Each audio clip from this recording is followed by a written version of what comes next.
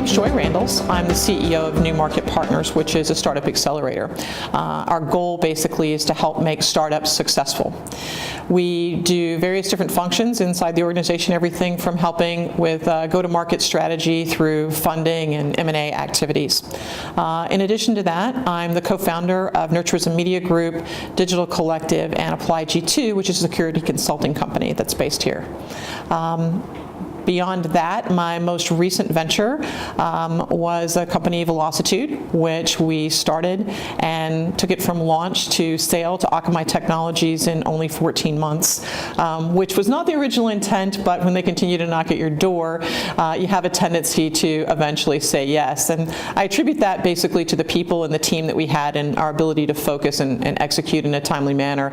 They were pretty surprised to see a tiny little startup have a significant portion of the Fortune 500 and IR 500 for clients.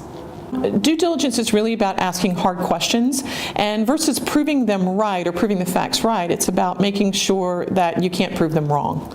I know most people don't really look at it that way. They're looking at check boxes, but if you really want to do it correctly, it's a pragmatic approach from both sides, and you begin to look at some very basic high-level pieces. Each organization, each venture capital group that makes an investment will have a different due diligence checklist, but there are certain components that will remain consistent throughout that process. I think that, raising venture capital, it's not quick and it's not easy. I think a lot of people would like to believe it works that way. And I understand that lean startup, it's a great term, but it doesn't mean lean data.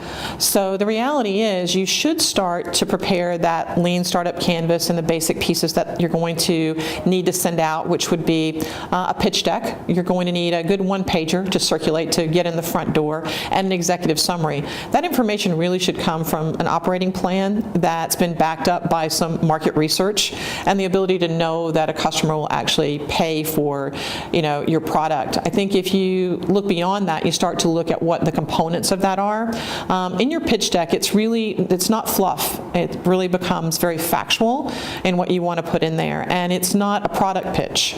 It's about the people in the organization. Look at what the problem is that you're solving. Talk about that problem and who your competition is.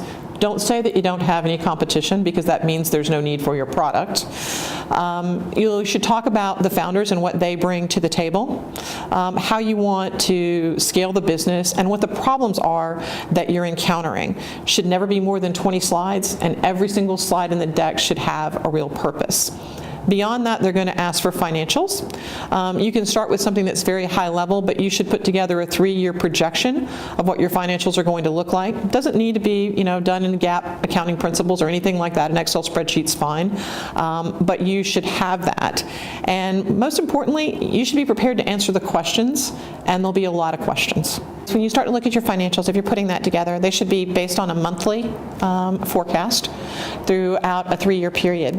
The information that needs to be in there is, what is your R&D budget? How much money are you going to spend? If you've vetted your product, and so you're at a stage where you actually have done some market research, you need to show what that market research uncovered. What are customers willing to pay for your product? What are the margins going to be in that? How are you going to scale that? And what are the resources that are required to scale it? And resources could mean everything from your operating metrics in a normal business to how many sales staff you're going to have. What's the length of your sales cycle? Are those numbers realistic? Because the venture capitalists are going to basically take the information you provide. They're going to put you through their own statistical analysis and look at how the numbers you provided match what they see in the market. VCs are very educated. You have to think about the fact that they get hundreds of people a day sending information in. They have analysts that do nothing but run those numbers to go back and forth. So it's a benefit they bring to you, but you have to know, and you have to have done enough research to know that I've got 20 customers who said, if I build this product this way and can deliver it like this, they're willing to pay this amount of money. My margin on that amount of money will be X. The other thing they're going to ask you is, if we give you the money, how are you going to spend the money? So your projection should also include what you're going to do with the capital that you're looking to raise. And it'll be interesting to go through, but it'll be a hard battle, because financials are one of the biggest pieces of it. They need to understand that you're going to be able to generate a return. That's really what they're looking for in the end. So once you go past the initial courtship stage with VCs, and I think during the courtship stage, you should really look at, it's due diligence on on both sides of the table. You should look at how you interact with a VC. What's their demeanor like? How do they work with you? Just as they're judging you, you should be judging them, because it's going to be a long-term business relationship. As you go through the next steps, and there's an interest in moving forward to actually begin what I would consider to be their true due diligence process, you should have hired a lawyer by now. Pay for a good lawyer. The lawyer will help you put together an actual online deal room and put together the artifacts that are going to be necessary to get the deal done. Those will be things in addition to the things we've already discussed, like your financials, the projections, those type of things. It'll be your actual employment contracts. It'll be the articles of incorporation, meeting minutes from all of the board meetings that you've had to date. They're going to ask for customer contracts and customer information. That's been there. So any legal issues as well that have come up, if you're subject to any regulatory guidelines, all that information will need to be contained in there. Then sort of beyond that, they're going to start to look at intellectual property. So intellectual property could be patents, those type of things, but also think in terms of like trade secrets. If you have a trade secret policy, that will be key, and that really is critical when you come to the M&A component later down the line. Having a proper trade secret policy can save you a lot of time, and it can also make you a lot more money by not having to open the kimono completely early in the process. It would also include any key players, so if you have key members of the team, that it could impact the viability of the company if one of those people were to be gone. That will be a key, and you'll have to deal with that. The product roadmap would be one of the next pieces in there. So you have a product maybe today, your minimal viable product or whatever you're bringing to market today. They're going to say, how are you going to build that out? How are you going to scale the company? What are the timelines associated with creating that product roadmap today? And then you need to go probably a bit deeper in your financials. They're going to ask about any loans that were made perhaps by the founders to the organization, any guaranteed payments back, convertibles, things like that exist there. And then sales and marketing. How are you going to, what's your go-to-market strategy? How are you going to market? What's it going to cost? What's the length of your sales cycle, as you begin to go forward, and how are you going to build out the sales cycle? They'll also start to look at things like churn. So how much churn? What's the cost of customer acquisition from a marketing perspective? Do you understand the lifetime value of your customer, or what you believe that's going to be? You should at least make assumptions, even if you don't have all the data. The VCs can help you hone that if you get the right VC by looking at other market data, but they'd want to know that you've thought about it as a part of the process. And then, any personnel issues, if you've had any lawsuits filed, if there's been any grievances, have you had a lot of turnover? If so, why? Just be prepared to explain those type of things in the process, and of course any litigation. And if you've had it, don't hide it. Be honest. I mean, you really need to be completely honest through this process. Litigation won't necessarily preclude you from getting an investment, but hiding the information will. If it's very early, and you're looking for friends and family or angel investment, they're primarily investing in you. Angels have a tendency to also invest in things that they know or areas that they feel that they could help. It's a much riskier time to take money, for them. So they're looking for areas where they can help ensure your success. You generally won't find an angel who's a big real estate investor turn around and go invest in a tech company. It just generally doesn't work that way. The next stage is really what I consider to be seed, or the bridge round for a lot of people. That's generally $500,000 to say $1.5 million, depending on the industry that you're in. And at that point, they'll ask a few more questions. They're looking at, have you validated the market? Do you have your product fit component sort of put together? And that generally can get you, from most companies, gets you to the launch phase, doing that. And that's when you look to go take a true Series A. At Series A, they're going to ask for all the things we've discussed so far. And in addition to that, they're going to see, have you really sort of planned the forward-thinking component?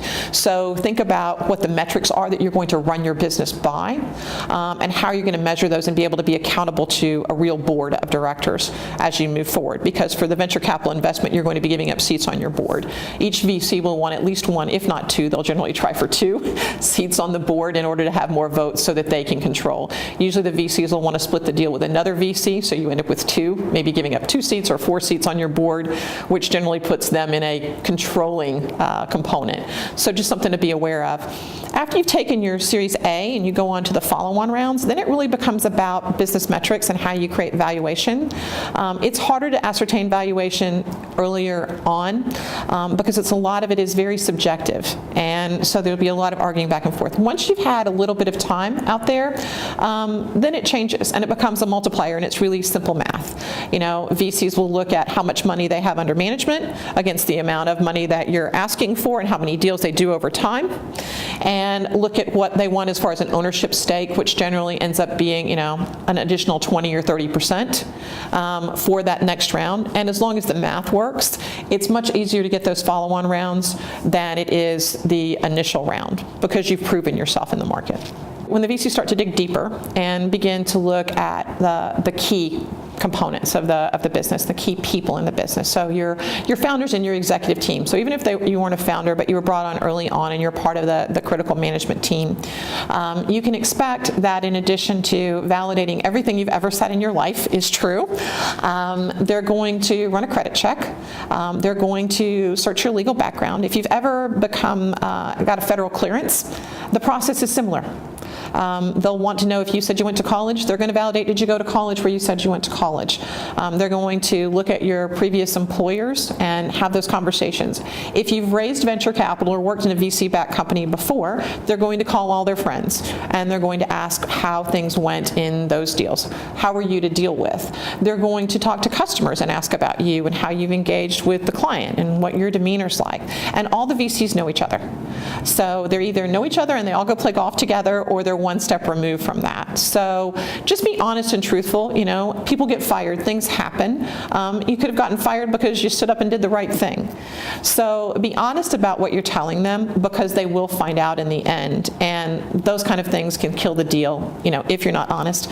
The process generally, as you go through, could be from the time they start real due diligence, could be as short as 60 days, but it's usually 6 months.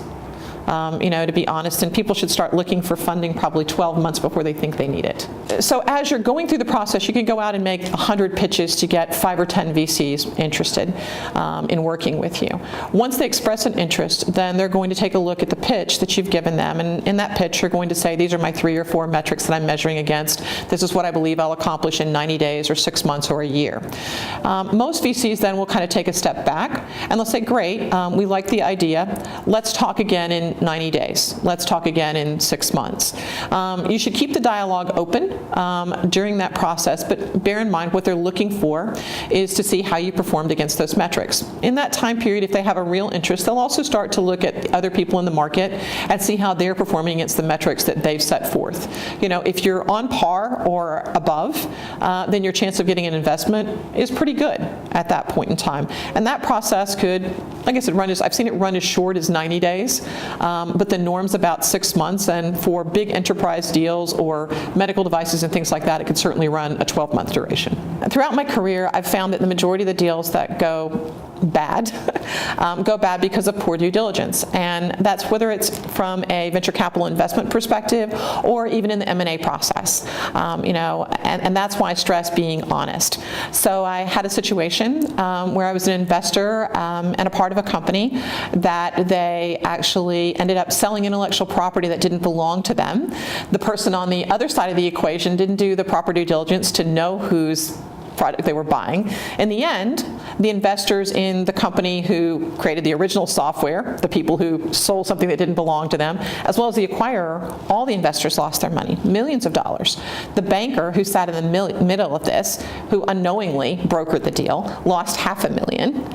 And the individual now has someone coming after them. The judgment's been levied against them for multiple $1 million, and they're coming back filing asset seizures that have a 28-year expiration date. So a little bit crazy. Kind of on the other side of the equation, on a more humorous and funny note, at Business Layers we were raising money, our Series B, and I drove out from New Jersey to Rowayton, Connecticut, and Rowayton, Connecticut looks like this beautiful picture postcard place. And Canaan Partners, the partners all have their sailing vessels parked out back, and we were asking for $25 million additional dollars, so it wasn't a little bit of money that we were asking for at this point. And I was sitting in Jim Furnival's office, and he has this beautiful view outside of his sailing boat. And I see this guy come up, and he's got this huge winch that he's trying to hoist up on the boat, the delivery guy. And I'm trying to be the human calculator as Jim's asking me a million different questions, and I'm seeing this guy out of my periphery vision the whole time struggling with this giant winch that he can barely get his arms around to get it up on this sailing boat. And to make a long story short, he ends up dropping it on the deck. You hear the crack of the teak and the fiberglass. Jim jumps up, and as I said, hey, is there anything I can do to help? And he goes, no. He goes, the money will be wired tomorrow. See you later. And I think the moral of the story is that VCs actually like to put you through your paces, even when they know what the outcome's going to be. They just want to see how you're going to perform under pressure. I think I have been really fortunate in my career. I've founded or co-founded 17 companies. I've raised over $300 million in capital, gone through 2 IPOs, and I've had 9 successful exits, and that's pretty good. I've also lost a lot of money along the way. I had 2 deals that cost me a lot of money in that process, and you work really hard. If I had to pick one thing that I would say is most critical, it's the people. So it's the people that you pick to be on your team. I've had founders, co-founders with me that have flown halfway around the world, and then we had to stay up for 18 hours, getting a demo that wasn't working ready for a big event the next day. And I had another situation where one of my co-founders was taking a conference call to close a deal while his son was being born in the next room. I don't necessarily advise that, but it tells you something about the people and their commitment. Startups are hard, and it's who is going to be there in the trenches with you, the people that are going to bleed right alongside of you, and who are going to share, the victories right alongside of you. It's one of the reasons that I gravitate back to people. I've had people that I've worked with in different companies, throughout my career, and it's because we know each other. It's like a family. We know that, we understand our strengths, we understand our weaknesses, we understand that, hey, one person's good at this, the other's good at that. Don't let your ego get in the way, but work together, for that end result. And, I love those people like they were my family. And, I'd go back and work with them and help them. It's an interesting thing. When I was on 9/11, it told me a lot about the people that I worked with. I worked with a company, we had founded the company Business Layers, and most of the people in the organization were Israeli. All our development was done in Randels, Israel. And I was in Paris on 9/11. I couldn't get home for 2 weeks. I was on the phone with our CEO, and Izar said to me, he goes, wherever your people are in the world, you tell them to do whatever they need to do to get home to their families. The company will pay. It doesn't matter what the cost is. And one of our competitors happened to be in the World Trade Center. All the people that were in their company were okay, but they'd obviously lost their place to operate. And he goes, the CEO over there, right? I said, sure. He goes, call him and tell him we will make space for them in our office until they can find a new place. And I'm like, you do realize I do. And it's just a very different mentality when you see that, you do those types of things. I mean, unfortunately, the business, we were acquired long before anything happened with them over time, but it was the right thing to do. And so you understand a lot about, those people. I'm a really big believer that with the right team, you can accomplish anything. If you have the right team, there's a lot of great ideas. You'll come up with a great idea. You'll figure out how to execute it. You can find customers, and you can find capital.